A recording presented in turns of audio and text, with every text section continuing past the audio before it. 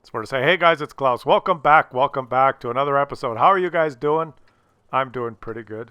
You know what else is doing great, actually? The video gaming business is doing, it's freaking booming. The video gaming business is just going crazy.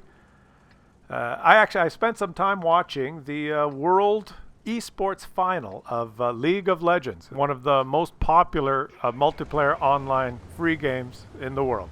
And it was actually really exciting. It is becoming a huge business. The amount of money being made and the potential for this thing, this esports thing to just grow is unbelievable. I'm going to talk a little bit about it here and rant a little bit while you watch me play my sheriff's account in World of Tanks here. You watch the games; they're enjoyable. Let me just chat with you for a little while here. Getting back to the esports, there was teams from all over the world, and they're competing online. Riot Games streams this live, and it's really exciting. I did a little reading on it, and I couldn't believe it. There's teams now, esports teams, that are actually owned by real sports franchises right here in North America. These sports teams they pay Riot Gamings to own teams. One team was sponsored by the Houston Rockets, another one by the Cleveland Cavaliers, the Golden State Warriors. These professional franchises have stepped up and purchased the rights for teams, basically purchased 4 or 5 geeks to play for them on a video game. And they've actually paid Riot Games $10 million each to have ownership of one of these teams. There were 3 teams from North America. That's $30 million for Riot Games. But there's teams from Europe, China, Korea. There's teams from all over the world where similar arrangements are being made. There's millions and millions of dollars in money being made by the owners of League of Legends from real sports franchises that want to get a piece of the action in the esports, which is the new. And let me give you. There were 11 million people watching the World Esports final of League of Legends, 11 on at once. Tens and tens of millions that will watch the stream. More people watching than some like regular you would call traditional sports, and it's unbelievable. And this is it's going to keep growing. It's the technology and the way it's done is made exciting now. There's real franchises that are being promoted. They're going to show the games in stadiums where, like, if a hockey team owns one of these esports teams, there'll be a world championships. They'll actually sell tickets to the stadium. They'll show it. And I predict that as this stuff catches on, there will be people wanting this to become an Olympic sport. I kid you not. There'll be the traditional sports, the athletic sports, and then there'll be a parallel Olympic Games for video game sports. It's coming. Mark my words, the world is changing. One day, this will be incorporated somehow in the Olympics. It's going to be huge. It's hundreds and hundreds of millions, if not billions of dollars. It's incredible. And at the same time, I'm just checking out the player base in North America for World of Tanks. And if you try and play a tier 1 or 2 game now, sometimes you end up in a match with less than 15 players because there's not enough players to fill a whole roster. The player base isn't that big. I'm talking about North America. The game is doing fantastic in places like Russia and Europe. And I am sure that Wargaming would love. You can make some money selling, a Defender for $50 and a few thousand people buy it, or a premium tank or some premium account or whatever. Someone that has to get a premium account so that he can buy more gold ammunition and penetrate better. But the money in the future is this esports and this online competitions and having already established billion-dollar franchises sponsoring your team and owning a team, like an NBA team paying Wargaming $10 million to own an esports World of Tanks team. I started scratching my head. I'm gonna rant a little bit here. And why the hell is the North American player base in World of Tanks not growing, and why is it lower than most places? And I'm just going to give you my opinion. It's not based on me doing a lot of research or studies. It's just, I play the game a lot. I get a lot of emails from you guys. I watch a lot. I talk to a lot of people, and just from my, what I've absorbed, there's two reasons why the North American player base is not increasing, is not as healthy as in other places, and the two main reasons are the perception here in North America that the game has a lot of cheaters in it. It's a cheating game, number one, and number two, it's a pay-to-win game. Both those things, and I'm not saying that it is or not. I think it isn't. I don't think there's a lot of cheating, and there is an element of pay, but it's not really pay to win. That's besides the point. There is a perception amongst a lot of people that will never start playing this game that's what this game has. And those are two things that are taboo if you ever want to become a successful money-making esport. And one of the most successful is Riot Games, League of Legends. I just watched the World Championships is League of Legends, and there is no cheating. There are no mods, and there's no way that you could cheat in that game. You can't download mods that give you an advantage. And number two, there's no paying for stuff that makes you perform better in the game. There's paying for like skins, cosmetic things, just like in World of Tanks. Like you could pay gold to have funny camouflage. You could have candy canes on your tanks and stuff, like different skins and stuff. That's fine. League of Legends has that, but there's no, I'm going to slap down my credit card and get a whole bunch of in-game currency here so that I can afford the ammunition that penetrates better. There's none of that. And it's a hugely successful esports scene now, and I'm not talking about a few $1 million here or there for we release another premium tank, we'll make a couple of million quick bucks. I'm talking about hundreds of millions of dollars and growing over the long term if this esports scene grows like I predict it will. So let me talk about I mentioned two things, the two reasons I think the North American player base isn't what it should be, and those are the perception of cheating and pay to win. Let's talk about cheating first. And I promise this video I'm going to talk seriously about them, and then I'm not going to rant about cheating and pay to win anymore. It's just I want to have a serious, I'll spill my guts here, and then you guys can comment and let me know what you think. So I'm not saying that the cheating is rampant in the game, and as a matter of fact, I don't think there is a lot of cheating. But in this game, you can download modifications and aftermarket files and put them in your game client and run your game differently than other people that are playing the vanilla client. And that, for a lot of people in North America, gives the perception that there's cheating.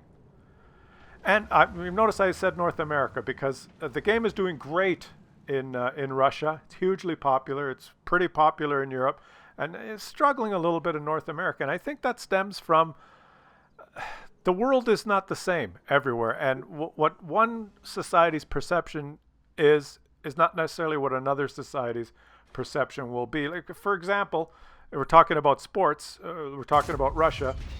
Russia was banned from the last Olympics because the IOC said that they were rampant cheaters and they couldn't trust them and they didn't want them in the Olympic Games. But even before that, the methodology of the Russian system in competing in the Olympics was to cheat as much as possible to achieve victory. Okay, and if someone was taking steroids or cheating and caught in Russia, it was almost like the reaction would not be, oh, he was cheating, oh, wow, what an asshole, he was cheating. That wasn't the reaction. The reaction was more, oh, they got caught? That coach? How did they get caught? Why did they get caught? It was almost more upset that they were caught than they were cheating. And I'm not saying that there's no cheaters in North America.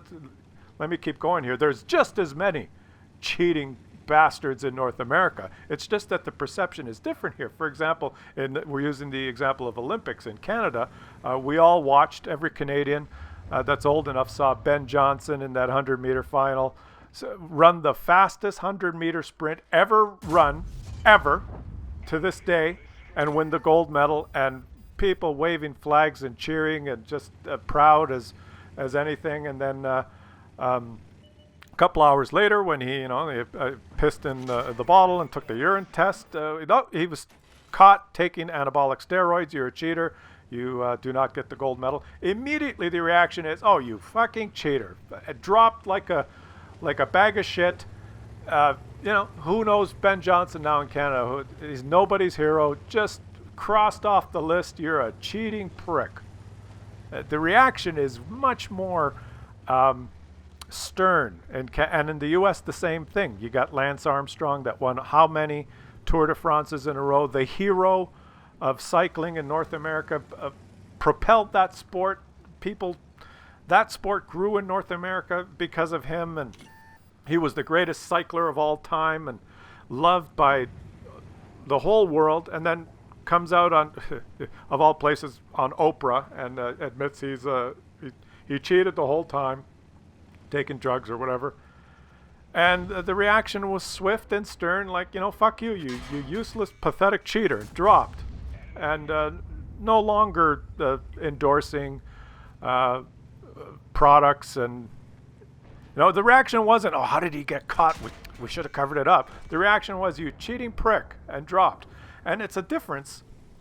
And like I said, there's just as many people trying to cheat in everything in North America as there are in Europe or Russia or whatever, I'm sure. But I'm just saying that the acceptance of a person's struggle to try and win or grow, the perception of if you did it by cheating in North America is strongly viewed as bad compared to maybe in Russia. The struggle of the regular guy trying to achieve or win is viewed like, yeah, of course you're supposed to do that. And what I'm saying is that in the Eastern Bloc, the goal is to achieve victory and honor above all else. And if you get caught cheating, the reaction is, well, how could we do it better next time and not get caught cheating?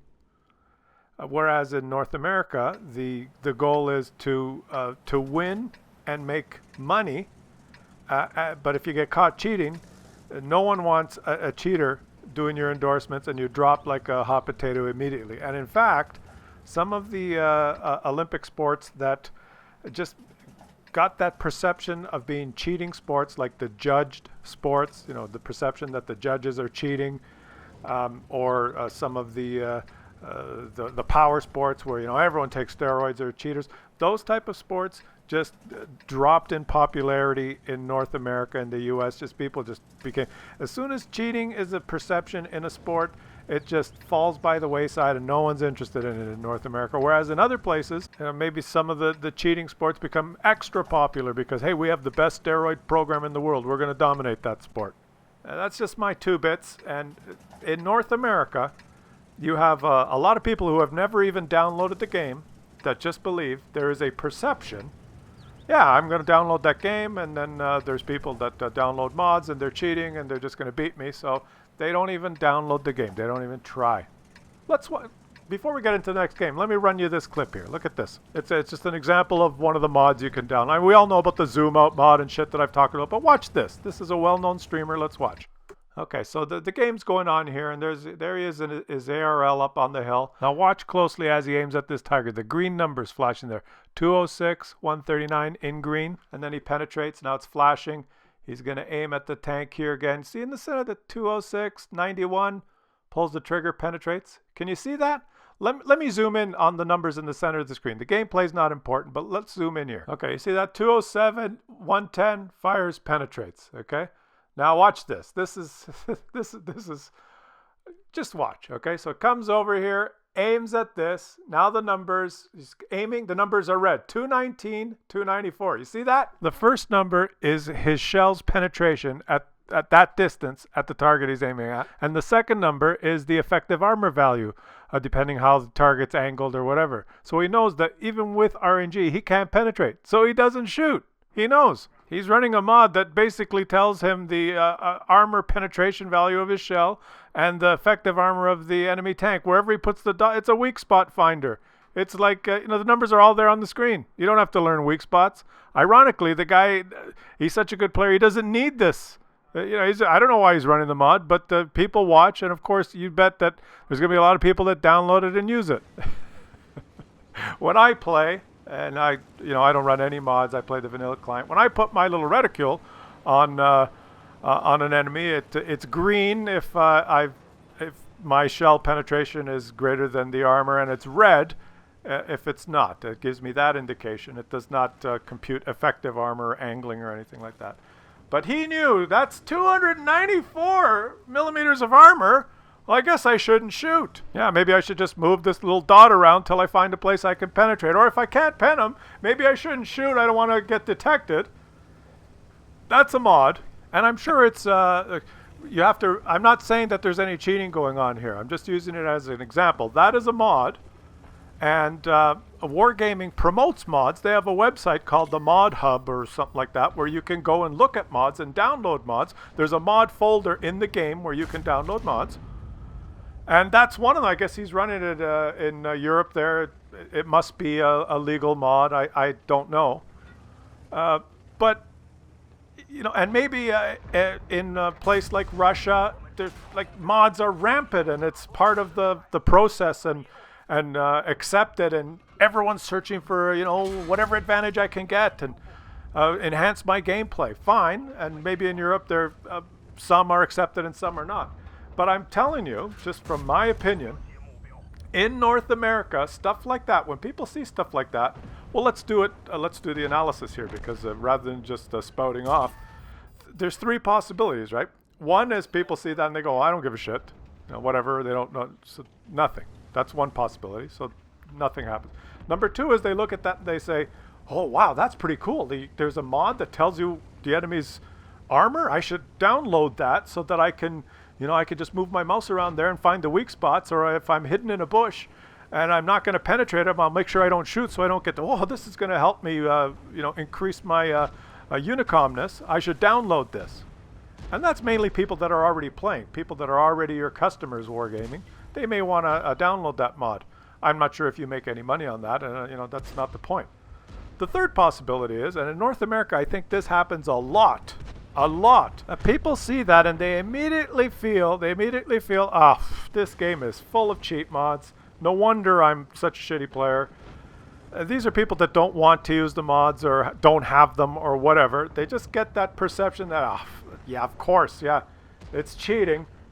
I'm not saying it is. It's accepted, and that's part of Wargaming promotes mods, and people use them, and that's fine. And let me just take a minute. Like, if you want to use them, that's fine. It's your business. If it makes your game experience better and you're not doing anything wrong. In fact, that's why there is a mods folder in the game. You can download these. They have a definition of what's legal and what's not. And I don't know how they keep track of it, but they do, or they try. And so if you want to download acceptable mods, and that's fine. You can do that. But what I'm saying is that in North America, I'm only speaking of North America, not Eastern Bloc, Europe and Russia or places like that. I'm saying in North America, when people see stuff like that, a lot of people immediately get the perception, this is cheating. And people that are not playing the game yet, people that may want to play the game, right, or are thinking about playing a game and have heard about World of Tanks and research it or talk to some people or do a web search or whatever, immediately get the perception, that game's full of cheaters. You got to download these cheat things in order to do well. I'm not passing judgment on all mod users. It's just that there is a perception that that's the way it is. And in North America, when there is a perception that there's cheating in a game, it just does not do well. It just will never have a huge following. That there's too many other choices of games where there isn't any perception of cheating. There's a lot of choice, and people just don't like it here. And I'm not talking, because there's a lot of you watching that are running certain mods, and that's fine. I'm not saying that you're cheating, and I'm not saying you're doing anything wrong. You continue to enjoy the game the way you want to. I'm speaking about getting new customers and growing the game in North America, trying to make, because I like the game. I want it to grow. And there's a huge pile of money waiting in the esports scene. If this is the perfect game for esports, if it could ever achieve that. But it never will if there's a perception that it's a cheater's game. It will never get there. At least, they might have a Russian esports thing going, but it will never achieve that in North America. And that's all I want to say about the perception of cheating. And remember, listen to what I said, perception of cheating. And I just showed you that example of the streamer doing that. And I'm not saying there is no cheating going on. He's probably using a legal, he's trying out different mods and different things and having fun how he wants to do it, and that's fine. Okay, I'm just showing as an example, those kind of things are in the game legally, and in North America, I'm only talking about North America, it's just, there's a lot of people that just do not like that, and new potential customers that will not even download the game if that perception exists. Okay, that's all I want to say about the perception of cheating. The second thing I mentioned, which is a real stumbling block for a lot of people in North America, is the pay to win. And again, I'm talking about perception of pay to win. And now let's start in the encyclopedia. You can go straight to Wikipedia and look up World of Tanks, and this is what it says in the first few sentences. World of Tanks is a massively multiplayer online game developed by Belarusian company Wargaming, featuring mid-20th century era combat vehicles. It's built upon a freemium business model where the game is free to play, but participants also have the option of paying a fee for use of premium, in quotation marks, features. Now, there's lots of premium features that would not affect your gameplay or ability to do well in the game, like skins. The League of Legends, you can purchase different skins to make your characters and champions in that game appear differently, but it doesn't affect how they perform. We can do that as well here with camo paint, the different skins that we could put on our tanks that make them look differently, that do not affect how the tank performs. Although they do give you a camo buff. So I guess it does change your performance a little bit. But the reason there's, I think, that pay to win perception, that catchphrase that I hear all the time, is because the different kinds of ammunition. The cheap ammunition has low pen and the expensive ammunition has high pen. And the higher your pen, the more chance you're going to do damage and the better chance you're going to do well in the game. And if you fire nothing but expensive ammunition, when the game's over, you've lost credits, and therefore you have to buy that ammunition somehow. You have to somehow fund that shooting of all that premium ammo, and you either have to have a premium account or you have to just outright buy it. And for the regular free-to-play player who will never invest a penny in the game, he has that perception that this game is pay to win because he's constantly getting hit by heat or gold ammo, as we call it.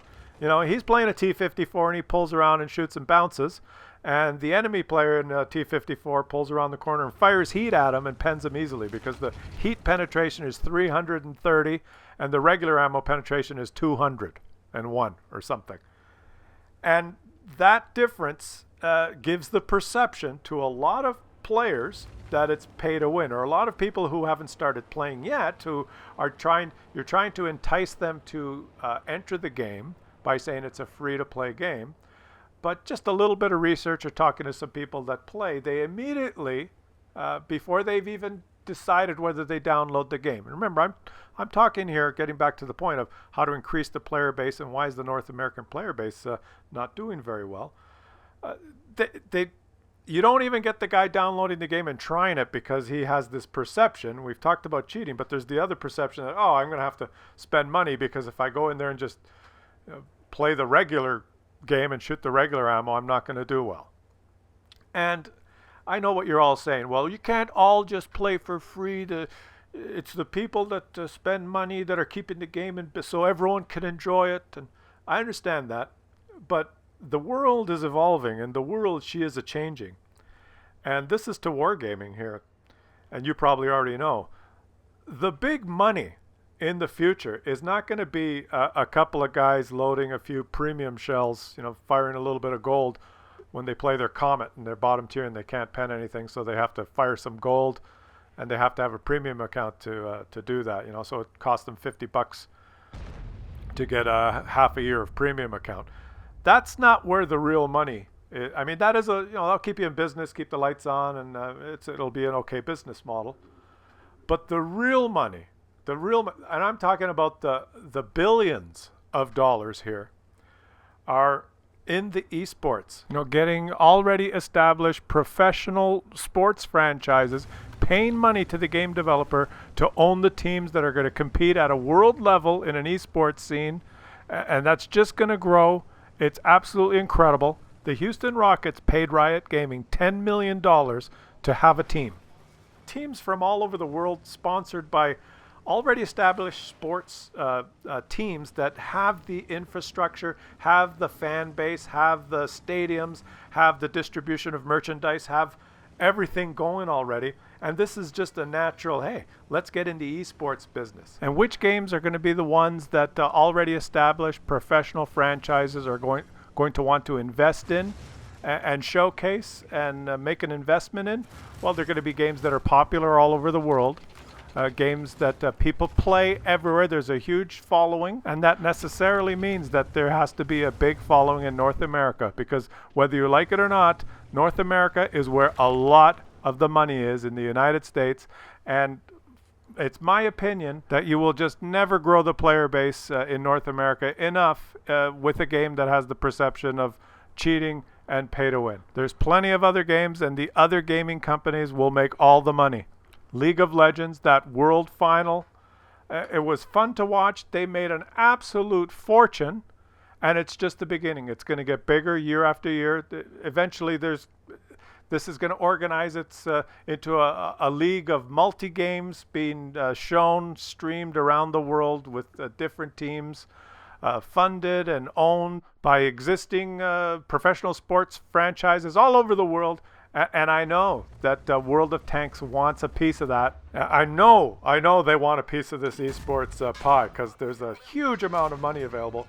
And let me tell you, North America is going to be key to making a fortune in esports, because once it gets going, like anything else, once the model actually starts to work and companies start making a lot of money and it starts growing, you can bet that it's going to be the fucking Americans that just cash in and just materialize and capitalize this until it's just a money-making machine. Just like they've done with every other sport and every other fad in the world. Once it gets the popularity and the potential to make a fortune, the Americans are going to be all over it, and it's going to just go crazy. Just listen to this list, just a couple of them. The Houston Rockets, the Cleveland Cavaliers, the Golden State Warriors each paid Riot Gaming $10 million to have a team in this esports world final. So, having said all that, like how do we do it here? How do we increase the player base in North America, and how do you win? Again, I'm just talking about North America. Remember, I'm not talking about anywhere else, Russia, Europe, or anything like that. But if you want to increase the player base and make more people play and like this game, number one, do not allow any mods in North America. Remove the mods folder. Do not allow any modifications except maybe skins that you can sell. You're already selling camo, maybe some other types of skins that you can sell. No mods. And I know, you're worried about there's a lot of people that have mods now, you're going to piss them off. Doesn't matter. Think about the long run. They'll get over it. Put the best features that you have in the vanilla game client, and that's what you should offer in North America. I don't care what you do in the rest of the world. Number two, the pay to win. I have no idea what you're going to do about that, because it's part of your model is shooting premium ammo. But here's an idea. When you do the World of Tanks Esports World Finals, I'm going to give you a couple of tips on what I think you should include. Number one, when you have the finals in World of Tanks, no premium ammo to those teams. No premium ammo allowed, okay? And see how they do. Or if that's a non-starter, if that's like, forget it, we can't do that. Here's another idea. This one might work better. If you allow premium ammo, then make those teams manage their credits like we have to when we play regular games. Let the teams have pick the 10 tanks they're going to use over the tournament, and have them loaded up with whatever ammo they want.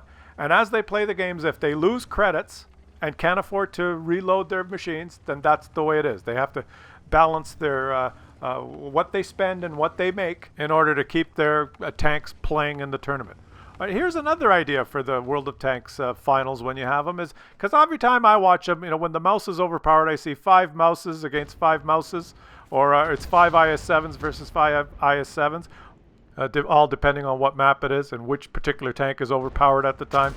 What I noticed in the League of Legends World Championships, and it was really interesting, is each team got to ban certain champions from the tournament, like right before the game, so that if there was a particular character that was viewed as overpowered, the teams would pick 3 each, I think, and each team would pick 3, and the opposing team was not allowed to use any one of those 3. It made it really interesting. And everyone had to play a different character. You couldn't all play the same character. And that's an idea for the World of Tanks esports finals. Why don't you get the teams, if it's 5-on-5, each team has to have 5 different tanks of different class when they play each other. So hey, there's 5 tank classes. Why not, as the game starts, the team has to pick 1 light tank, 1 medium tank, 1 tank destroyer, 1 heavy tank, and 1 artillery. Or at least they have to pick different tanks. They can't all play the same one. I think that would be a lot more interesting than just seeing 5 object whatever the fucks versus 5 object whatever the fucks. Whichever fucking object is the most overpowered at the time. Just some ideas there. I think that you could make that World of Tanks eSport final so much more exciting and so much more fun to watch. Rather than just see 5 guys in the most overpowered tanks slinging gold at each other. There's a huge amount of money at stake because this esports thing is going to go crazy. I'm telling you, after watching that League of Legends World Final, there were 11 million people watching at once, watching this thing. Just kids from around the world competing in esports. And that's enough. I've taken up enough of your time. That's my rant. And remember, I was just ranting there. My opinion from my observations. I'm not trying to say that anyone's doing anything, especially on the cheating part. No one's doing anything wrong, or you could play the game however you want. I'm just giving you my opinion of in North America. Remember, particularly in North America, if you want this game to grow, and I think that is critical, key, if you want to cash in to the esports thing. If you don't have North America, then you have little esports, okay? Because just watching this League of Legends thing, I mean, fucking Houston Rockets paying $10 million to sponsor a team. Come on. And that's just the start. It's going to get bigger. So I'm just giving you my opinion. The 2 key things, the cheating and the pay to win, those are just 2 key stumbling blocks that I think are precluding the player base from growing in North America. And you've got to have a healthy base in North America if you want to really cash in on the growth of this esports business, because it's going to be huge. I'll stop talking now. I've taken up too much of your time. It's just my little rant. Leave some comments. Let me know what you guys think. Let me know what you think in the comments. And I hope you enjoyed this one. We'll just watch me die here as I flip my tanks. Yeah, I will never be on an esports team because, well, I suck.